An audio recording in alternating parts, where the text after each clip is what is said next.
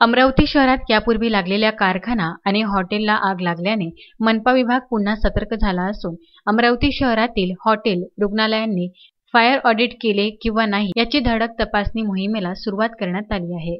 6 सप्टेंबरला पुन्हा मनपा पथकाने अमरावती शहरातील hotel Tirumala, Shripad continental, Gauri inn, grand Mehfil या आस्थापनांची पाहणी महानगरपालिका उपायुक्त सुरेश पाटील यांनी केली।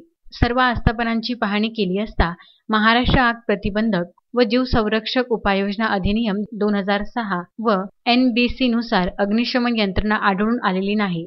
Shripad continental, Gauri inn, grand Mehfil आस्थापनाचे फायर सेफ्टी ऑडिट व अग्निशमन यंत्रणा नियमानुसार करून अहवाल अग्निशमन विभागात 15 दिवसात सादर करण्याच्या सूचना उपआयुक्त सुरेश पाटील यांनी दिल्या।